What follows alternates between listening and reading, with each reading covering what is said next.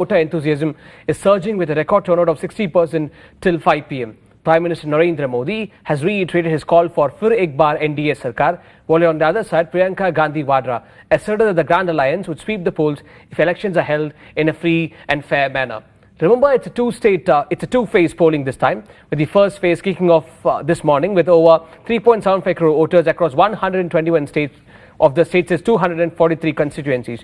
Joining us this evening to decode the first phase of this high-stakes Bihar election, what the voter turnout signals and how the key alliances are faring and what to expect next in this battle for Patna is our editor-in-chief, Mr. S. Srinivasan. Thank you very much, sir. We also have with us our political editor, Mr. Puneet Nicholas Yadav, who joins us from Delhi. We also have Mr.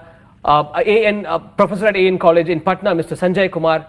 Thank you very much, sir. And we also have with us is Mr. Ashok Mishra, senior journalist. Gentlemen, thank you very much for your time.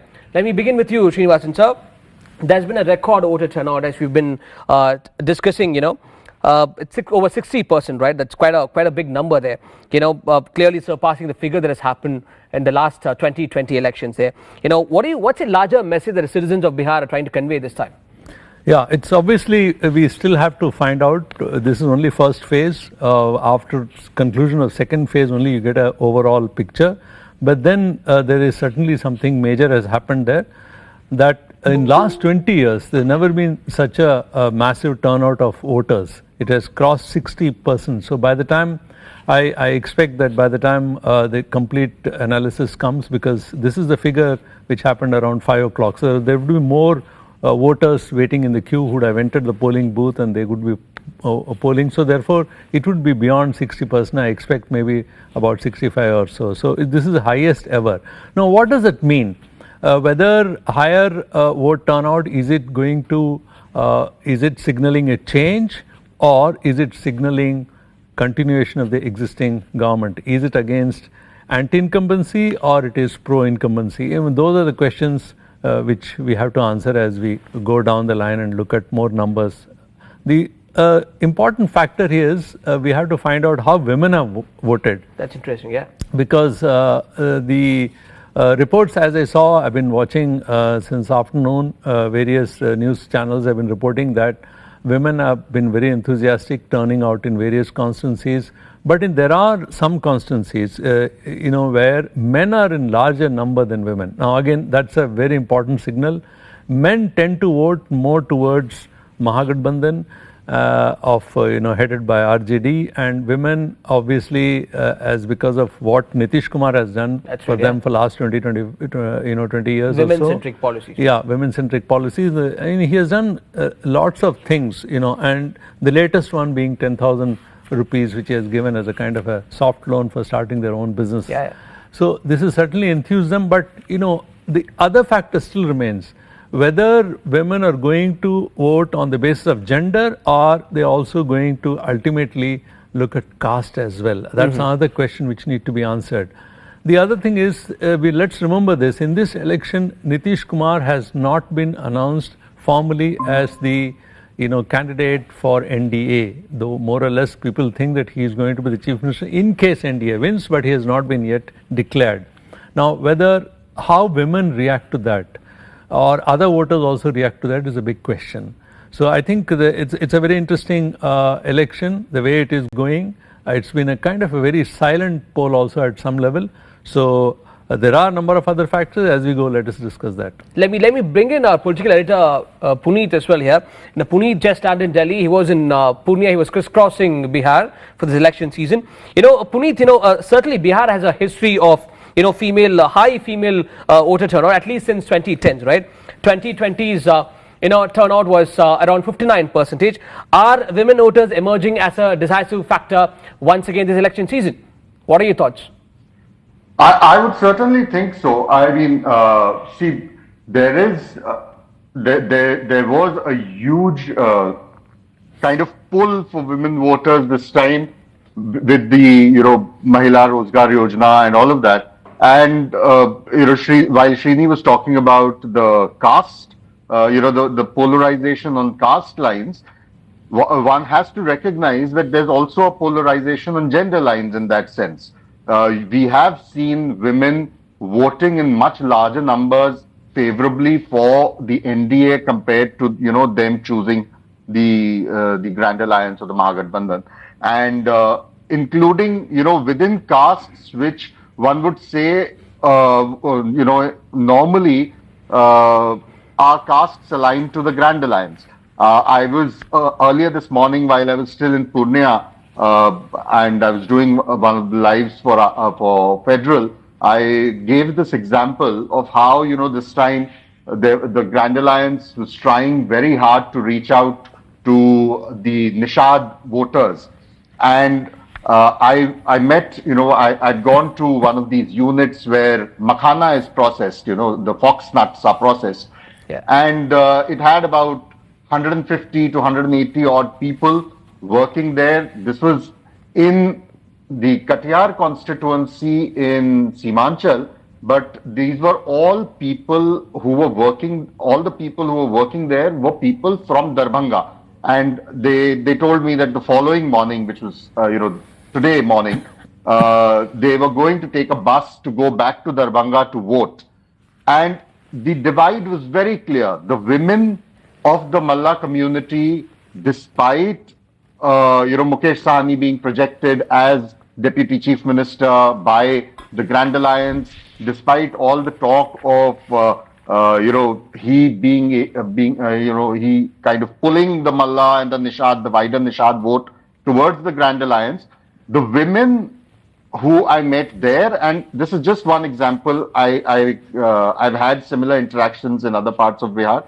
The women were very clear that no, we are going to vote for Nitishkumar, and it was by name Nitishkumar. It was not. It had nothing to do with their affinity for the BJP or the JDU as political outfits, but it was a vote for Nitish because they had got 10,000. And when somebody passing by mentioned to these women that that 10,000 is not money that you can just keep in your accounts and forget about it and spend it the way you want. It's part of a scheme. It's a sort of loan from the government. You will have to eventually pay it back after 6 months. Those women were, they were emphatic in their refusal of that kind of an argument, and they just said that no, Nitish has told us that this money doesn't need to be returned. This is ours, and so we are going to vote. And they were very, very equally emphatic in saying that they are not going to vote for Mukesh Sahni purely because these women are Sahni from the Sahni community.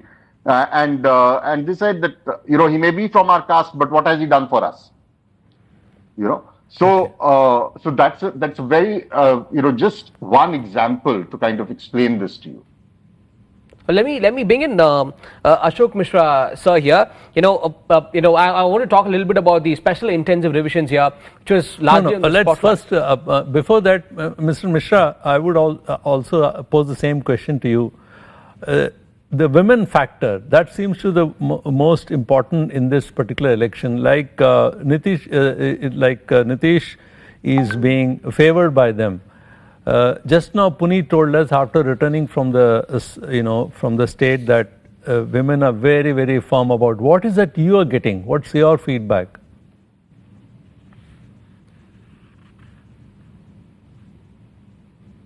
Ashok Mishra ji, can you hear me?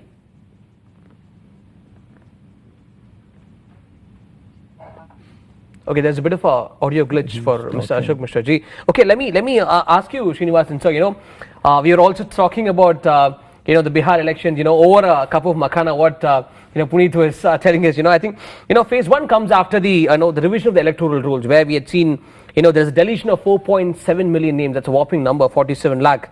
Have you seen any? We haven't really witnessed any kind of on ground evidence of voters being turned away or missing from the list, isn't it? Well, I mean that. At least for what we see on mainstream media. I mean, so far we haven't heard. I mean, I haven't heard any such thing. But that is the detail which we have to wait and expect from the ground to come. But certainly, the question which must be asked and then which we need to analyze is: yesterday, Rahul Gandhi held a press conference, which is very crucial. It was very well timed as far as his party is concerned that he would do it a day before. And whether there is any mind space he got among the voters because of that.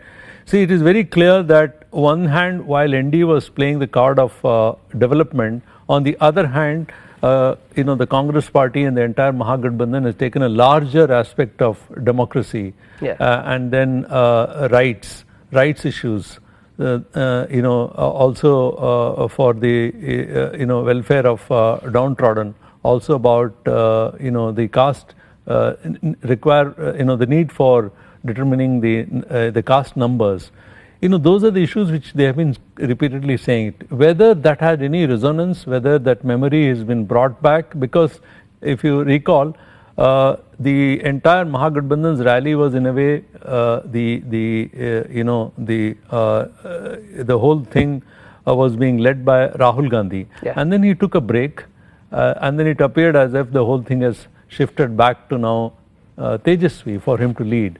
But this conference the day before, whether it has managed to create any kind of resonance there is one question which I would like to answer. Like to know. Ashok Mishra ji is here. I think he would be able to answer that question. Ashok Mishra ji? Can you hear me? Yeah, Yeah. there was a problem. Yeah. Srinivasan sir. Yeah. So what is your take on this? Two things. One is about women. How do you think women is one of the most crucial this thing in this current election turned out to be? How do you think they have voted? As you see, the final numbers have yet to come. That is one question. Second is this impact of yesterday Rahul's press conference, whether you are seeing any impact of that to happen in this election as well.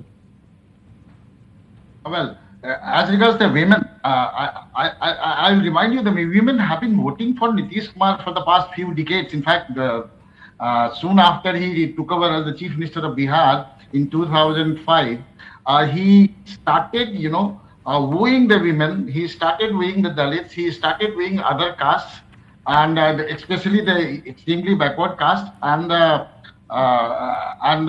backward among the Muslims. So women have been voting, and he has done a lot of things about women. He has given the reservation in grassroots level democratic setup. He has given reservation in jobs. He has given, as far as women students are concerned, he has given introduced the cycle yojana. He introduced the school uniform yojana. He has done a lot of things, and then over and above all, he in fact created a niche for himself among women by involving Jivika Didis, who are lakhs and lakhs in number. There are so many, nearly a lakh of Jivika Didi groups who support Nitishkumar in the women. So here, among the Jivika Didis or among the women, as Puneet was pointing out, it crosses the caste barrier at times, but not most of the times. At times, it crosses the caste barrier. So Nitish is favorite among women, no doubt about it. Secondly, as regards the Rahul Gandhi's press conference. No, 1 minute. Mishra ji, I just want to ask you one question on the women factor only. See, it is very well known that Nitish has done a lot of things for women in last 2 decades, and therefore women are voters are attracted towards him. That is very well known. But there is a change now. NDA has not announced him as a chief ministerial candidate. The BJP is still holding it. Probably they feel that he is not suitable to be the next CM. That's why they haven't formally declared it. Though there have been, whenever there is a kind of when they feel that it could lead to a risky situation, other leaders of the party have been talking about that, he is a natural leader. But that has not happened.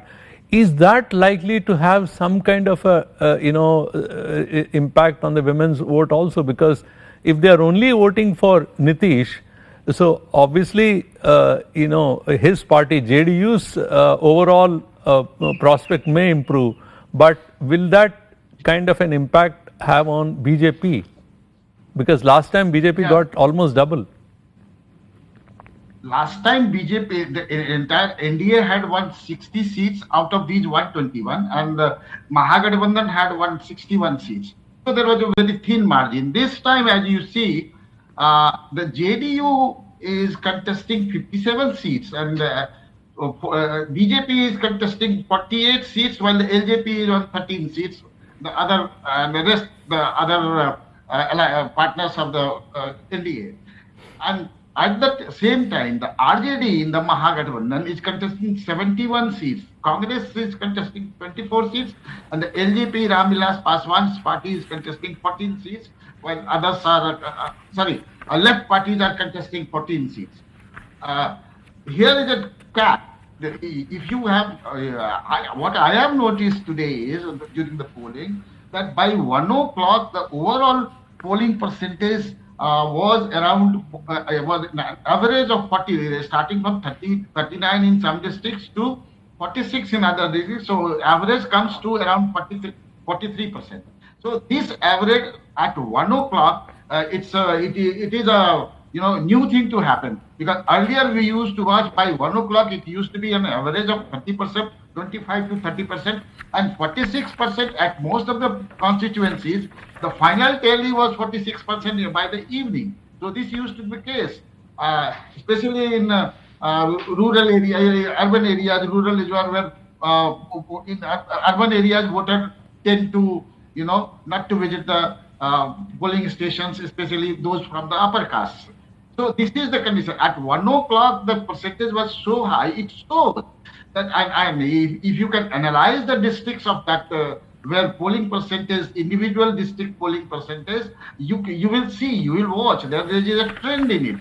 The JDU, where the constituencies where the JDU is fighting, and the constituencies where RJD is contesting, they have more. The number of voters or the number of turnouts, the percentage of turnouts is more than the other constituencies. So it shows that people are now voting for either JDU or RJD, but where JDU and RJD is contesting against each other on 20-30 seats, but then I think 25 to 30 seats, but then the percentage of votes in these two, where the RJD is strong, you will find the large number of voters turn out. At the same time, where the JDU is contesting, you will find a large number of voters turn out.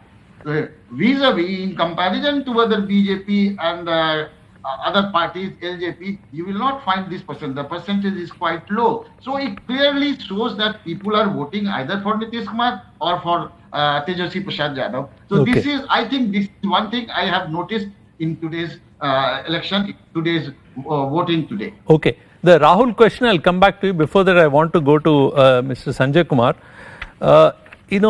The voting percentage overall has gone up in the state. Begusarai, the highest, if you take it as a rural sample, highest polling which has happened, it's about 67%, 5 o'clock in the evening, it may actually go up to 70%. That's what analysts are saying. Patna, which traditionally used to have lower vote percentage voting, even that has actually done more than what it used to in the past. So what does this indicate? The higher voter turnout, is it going to be helpful to Nitishkumar, the incumbent, or is it going to be a kind of thing for change? What is your reading? Look, what happens, this is the largest turnout in comparison to last elections. But it shows that there is a keen fighting between these two big alliances, because they are fighting just for their existence, just to assert more and more seats. That's why, in my opinion, this large turnout is there. And secondly, large turnout of women in most of the constituencies, this time it cannot be interfered that it is for entirely for Nitishkumar, because no doubt Nitishkumar has, for the last 20 years, they have just launched so many women-centric programs. They have empowered women, no doubt. But this time, in the last moment, what Tejasvi announced, My Bahan Yojana, and he has promised to give 30,000 by 14th of January next year. So this might also impact. I am not saying that it is going to impact very in a very great way, but a certain dent this policy can make in the voters of JDU, in the basically the voters of women in JDU. So this is a scenario. And one thing which I usually say in this election, that there is no anti-incumbency factor. Even after 20 years of administration of Nitish Kumar, no doubt, he is in the center of politics, whether it's NDA or whether it's opposition.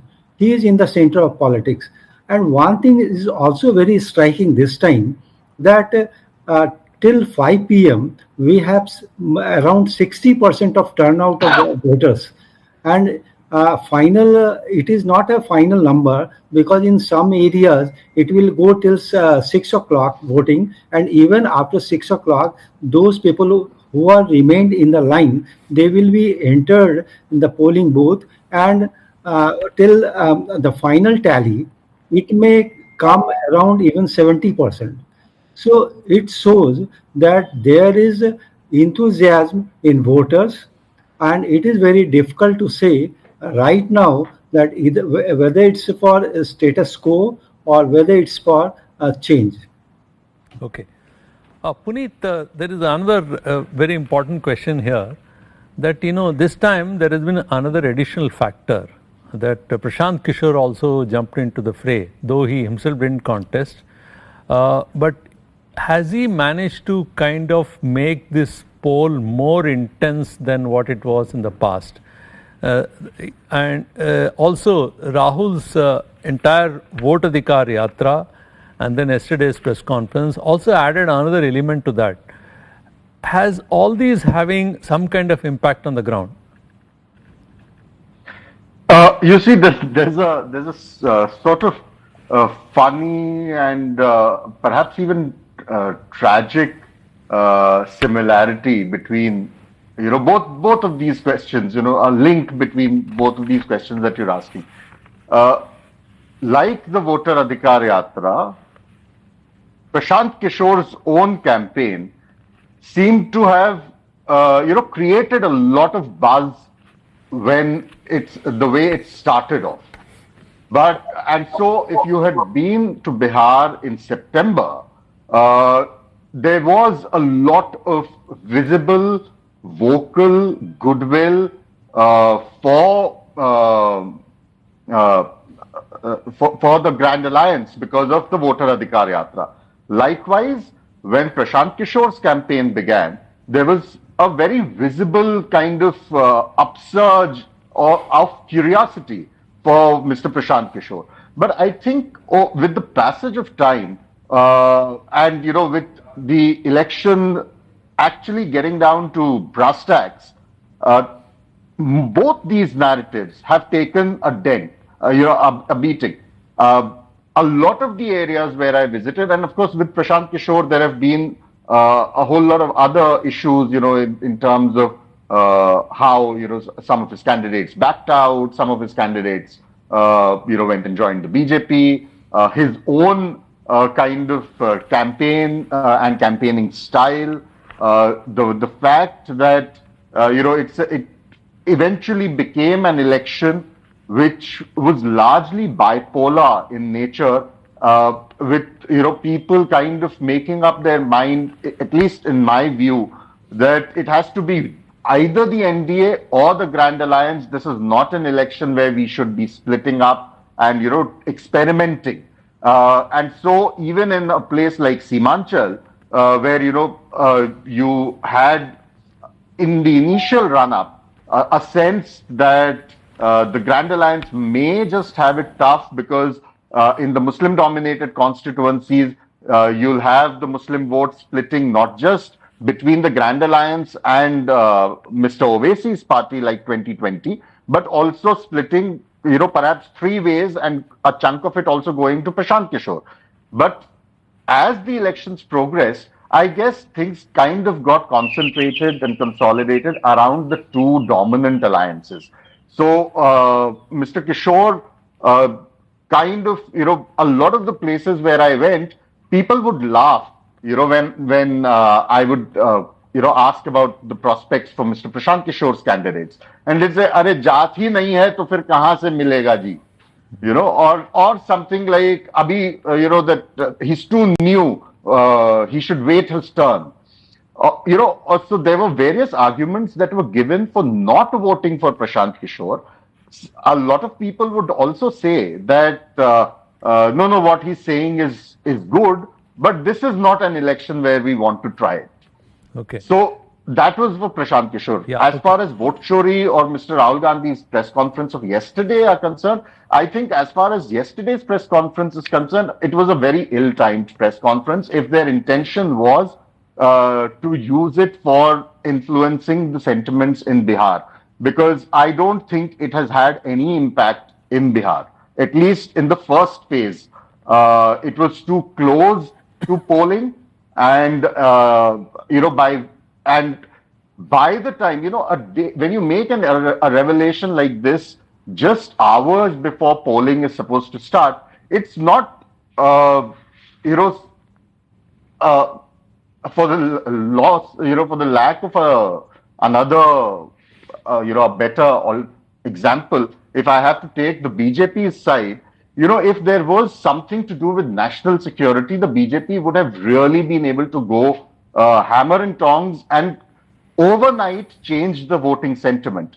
But vote chori, and that too what has happened a year ago in Haryana, is not exactly something that, in my view, has changed the decision that people would have already made, in terms of who they want to vote for by yesterday. So overnight, I don't think this would have had an impact on them saying that, oh, Rahul has said this has happened in Haryana, let us change, our preference for candidate or party. So I doubt that has played out. Maybe, over the next 4 days, if they're able to build this up in some way. Priyanka Gandhi spoke about it at length during her rallies today in the phase 2 constituencies. Rahul also talked about it in his rallies today. He had 2 rallies. Priyanka had 3 rallies. So if they're able to maybe build up the Haryana narrative ahead of the second phase of polling, maybe, but I don't see, the Haryana revelations impacting the Bihar results. That's my view. Of course, we'll have to wait and see. But at least wherever I went, it was having no impact. And even the vote chori thing had been kind of barring places in Simanchal, where again it wasn't vote chori, but anger against the Ghuspetia narrative of Mr. Modi, which was influencing voting choices. It was anger against that use of the word Ghuspetia, or even anger against, Mr. Owaisi, of saying, dari bichhane wale and things like that. So that was influencing more than vote chori, because the more day-to-day livelihood issues had sort of taken precedence over what was raised during the voter adhikar yatra. Okay, Puneet, I think those are my impressions. Puneet, what you're saying is interesting. You see, it may not exactly be framed as vote chori, but Ghuspetia is actually a kind of a subset of that. It is deriving out of that. That's how I see it.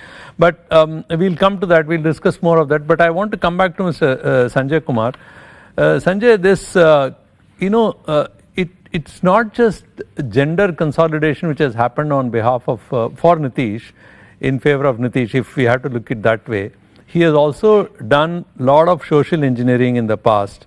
The social alliance, the social consolidation which he has made of EBCs, and which has been his very strong point. Despite being a very low support base of himself, he has managed to create and have been a pivot to all this. And you are saying that he's going to be a pivot once again in this election also.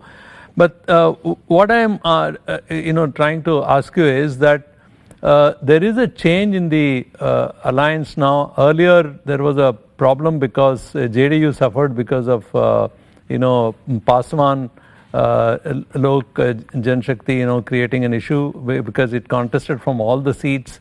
That dented JDU's seats. Second is that on the other hand, this VIP, Vikashil Inshan Party, Yeah. which has now come to Mahagathbandhan alliance, and they have already indicated that in case they win, he could be a deputy chief minister.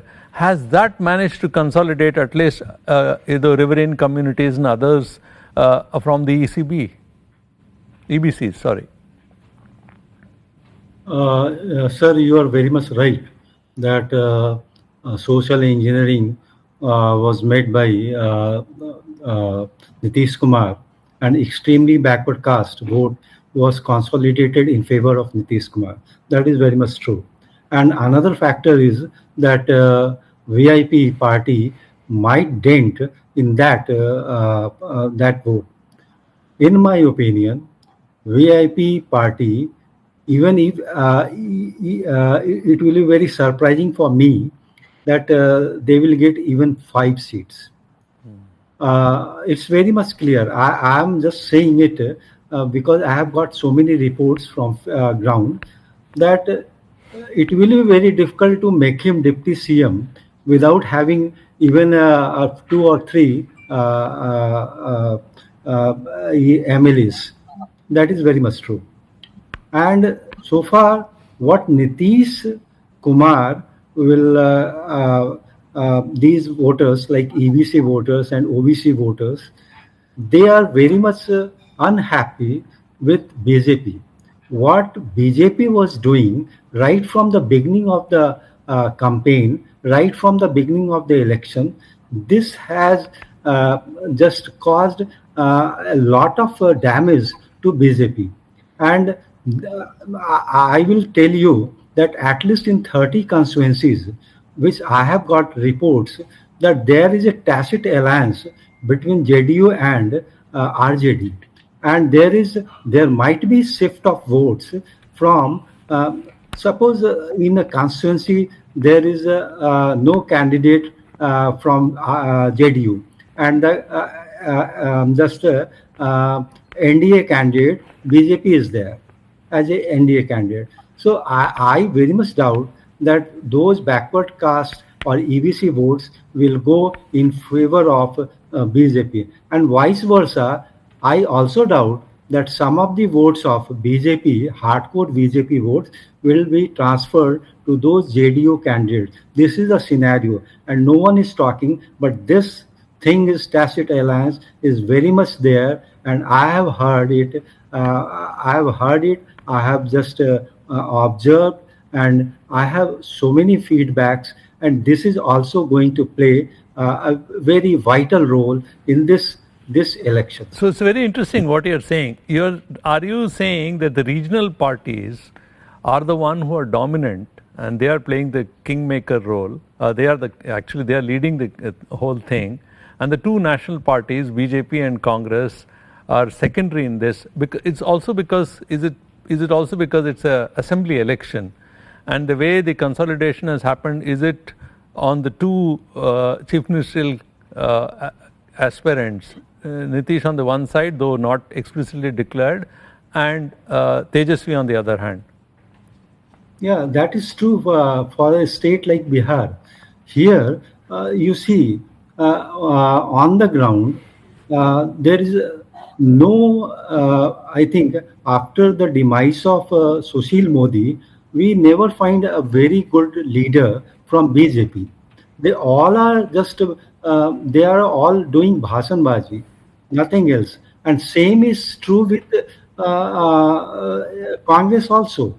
And their situation is far bad in comparison to BJP.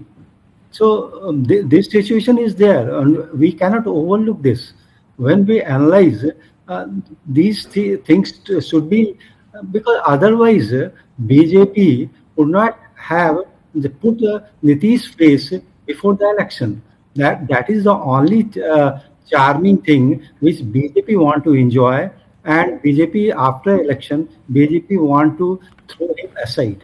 This is the fact, and this fact has gone in a very whatever message in the voters, it has gone widespread. It has gone. Okay.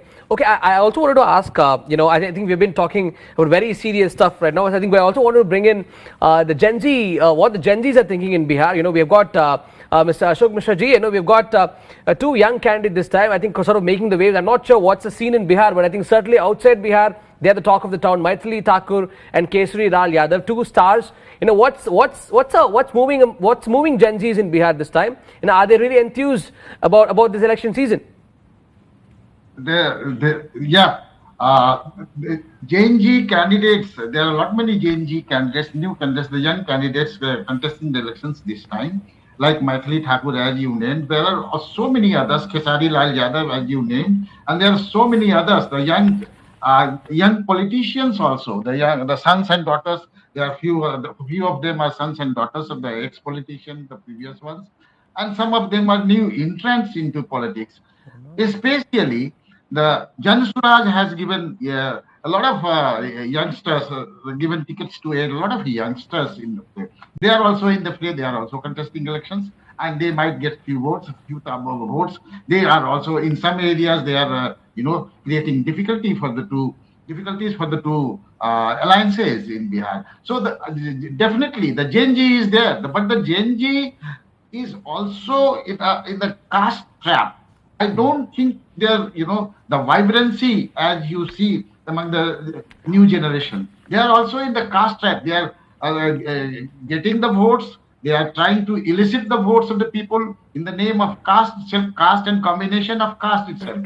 That's what is working in Bihar. They are not talking about the problems of the Gen Z. Yes, of course, few issues are there. They're like unemployment, education, job. These issues are there, but then the way these issues should have been addressed, they are not doing that. It's only the caste which matters, and even the Gen Z is trapped into that, process phenomena. That is the problem among the Gen Zs, as you said. So Gen Z, the way we think they should do. In fact, Rahul Gandhi also called upon Gen Zs to take over the vote chori issue. But the Gen Z is it's still not in the mode to go. So Mishra ji, so you are saying ultimately that padhai kamai, those issues are not taking the center stage, because you see 1/3 of Bihar's population currently is below the age of 28. As per demographic dividend, one of the best Bihar certainly has right now. And in the current one, 7.38 lakh new people have been enrolled who are in the age group of 18 to 19. Are you saying that again for them I'm sure they're more aspirational, and there is a lot of unemployment, and there is a lot of coaching schools everywhere opened. You heard all kinds of names of how outside the college university systems to get better skills, people are joining these classes. So there is so much aspiration, but you still think that the dominating overarching factor still remains caste. Yeah, at least in this election, what we have seen in the first phase, and it definitely in the second phase, in the process of selection of candidates, everywhere we can see that I told you that the selection of Gen Z candidates is also based on caste. So they think about it. At least in this election, these issues are there. These issues are, people talk about it. People say this is the major problem of Bihar. All these issues which we are discussing, unemployment, poor health system, poor education system, and the migration, these are the major issues they talk about. But when it comes to selecting the candidates and even from the younger generation, they consider the caste. Like, I will tell you one thing. I will tell you one example of Muzaffarpur constituency. Puneet must be knowing about it, and Sanjay ji also must be knowing about it.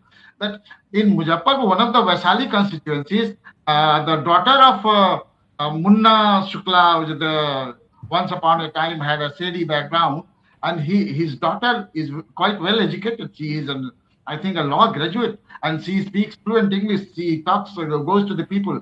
So she talks about these things, but then her consideration, her selection was mainly because she is uneducated was one factor, and the most important factor was that she belongs to a Bhumihar caste, dominant Bhumihar caste, and she is the daughter of ex you can say the Musalman or okay. the Yeah, Mahabali, thanks. which we call in our lingo. Thanks. One quick question to Puneet. Puneet, you said that in the composition of the candidates, RJD had made a last-minute adjustment. Earlier, it was expected that they will go for largely, candidates, lesser number of forward caste, basically MBCs, EBCs, OBCs, besides the MY combination.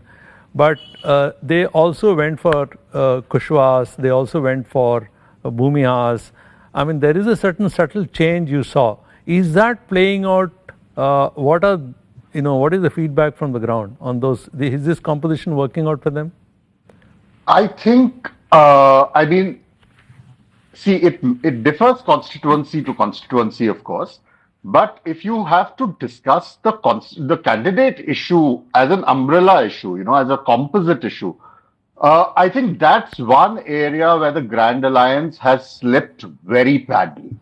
Because one, you're contesting 135, 140 odd seats, out of which you end up fielding 52 Yadavs. After having spent a considerable amount of time talking about greater representation for EBCs and Dalits and, other non-Yadav backwards. Similarly with the Congress, 60 odd seats, 50% of those tickets given to upper castes, So that is where even, in terms of their own narrative of EBC kind of emancipation and empowerment, it's almost a self goal, and it also kind of plays into that whole narrative in terms of the RJD of Yadav dominance returning if Tejashwi comes back. I'll give you one simple example. I was in a constituency, I forget the assembly segment, but this was somewhere in Khagadia, where there was this one crossing where we were trying to kind of speak to people, and there were 5 kids, some kids who came who were of course not going to school. They were rearing their cattle back home, and they all at least 4 of those 5 kids, and of course these are kids, they weren't even going to vote. But they were wearing T-shirts which had a slogan that would have put off a lot of the non-Yadav OBCs and EBCs, because it said, "Darte nahi darate hain, Yadav hum kehlate hain." We're not scared, but we scare people, and we are Yadavs. Now, so I went and asked them that who's given you these T-shirts? Because immediately my hunch was, are these T-shirts being distributed? And those kids, of course, said that they were being distributed, but they didn't know whether those T-shirts had come from the RJD or had come from the BJP or the JDU, right? So, and when, I got back to the chalk and I started talking to people there, a lot of them pointed at those T-shirts and said that, if Tejashwi comes back, this is what is going to happen. Okay. Gentlemen, we're running out of time. We just have 2 more minutes. I want to bring in Ashok Mishra ji for one last question there. I wanted to keep this as more of a sort of a cut-riser common for the next phase 2 election. This phase 1, we focused on central parts of Bihar, the crux of Bihar, and now we'll be moving on to the northern and the southern and the northern sides of Bihar right now. So, which is the Magad region, the crucial region, which is currently seen as a RJD bastion. The NDA is looking out for a comeback right now. What's your takeaway from there, Mr. Ashok Mishra? What's the kind of feedback you're getting, and who has the edge this time in Magad region? Look, last time the entire South Bihar, let us divide Bihar into 2 parts, that is the north of Ganga and south of Ganga. So Magad region, which you are talking about, and the Rohtas region, which we Bhojpur region normally we call it. So these 2 regions, and there is Nalanda district also, which is the home district of Mr. Nitishkumar. So when you take all these districts into consideration, you will see that in 2020 elections, the NDA has lost many seats, but this time it is presumed that, and it is the ground situation suggests the kind of candidates who have been selected, and the ground situation suggests that the NDA may get some more seats in comparison to what it got last time. So NDA can expect a better deal this time in these areas in the second phase. At the same time, the North Bihar districts close to Nepal and Bangladesh, which they will also go to polls in the second phase, and some parts in Champaran, they will also go to polls in the second phase. There also, the JDU and the main key contestants will be the JDU Janata Dal because of the EVC votes in that area, in those areas, and at the same time RJD. So main contest in those areas will be RJD, and main claimants of the votes. In fact, I will like to tell you, clarify that main claimants of the votes of the backward caste especially will be RJD and the JDU. Whereas the upper caste, as usual, they will go for the BJP or maybe in some areas with the Congress. But main contestants will be the RJD and the Janata Dal Youth in the second phase. Thank you very much, gentlemen. It was fantastic talking to each one of you. Thank you, Srinivasan sir. Thank you, Mr. Ashok Mishra. Thank you, Professor Sanjay. And Puneet, thank you very much. We'll come back to you with yet another interesting episode. Thank you, viewers.